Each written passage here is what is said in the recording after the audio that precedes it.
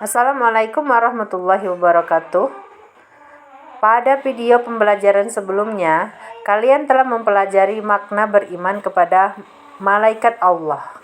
Nah, hari ini kita masih belajar pembelajaran 7 dengan tema beriman kepada malaikat Allah, dengan subtema mengenal malaikat Allah dan tugas-tugasnya. Setelah mempelajari materi ini, diharapkan anak-anak mampu mengenal nama-nama malaikat Allah dan tugas-tugasnya. Berapa jumlah malaikat? Jumlah malaikat itu banyak.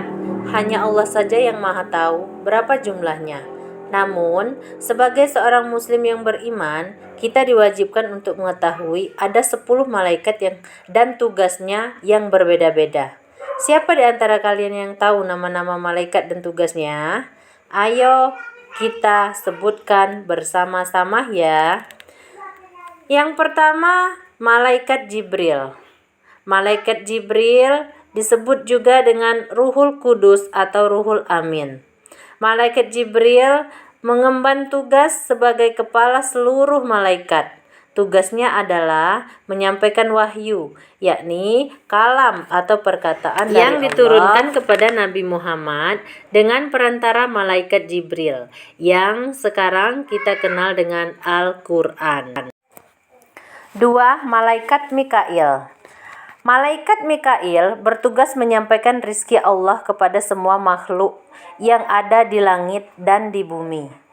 Rezeki tidak hanya materi dari Allah, namun bisa juga berupa hujan, angin, dan tanaman yang tentunya akan menghasilkan kesejahteraan bagi semua makhluk hidup.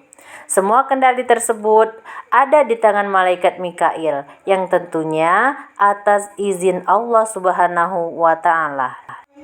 3. Malaikat Israfil.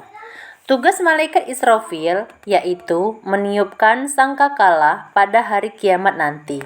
Sangkakala sendiri adalah sejenis trompet, di mana saat Allah memerintahkan malaikat Israfil meniupkan sangkakala, maka tiupan tersebut menyebabkan goncangan yang sangat dahsyat, sehingga membuat semua makhluk hidup akan mati dan sebagai tanda berakhirnya kehidupan di dunia.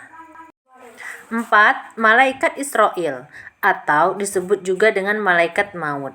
Setiap makhluk Allah akan mengalami kematian, dan malaikat Israel yang bertugas mencabut nyawanya. Bagi orang yang beriman, malaikat Israel akan mencabut nyawanya dengan lembut dan hati-hati. Akan tetapi, bagi orang yang ingkar, malaikat Israel akan mencabut nyawanya secara kasar dan penuh penderitaan. Na'udzubillah min zalik. Kelima dan keenam, malaikat Munkar dan Nakir. Kedua malaikat ini bertugas menanyai manusia di dalam kubur. Kewajiban malaikat ini adalah menanyai perihal keimanan seseorang semasa hidupnya.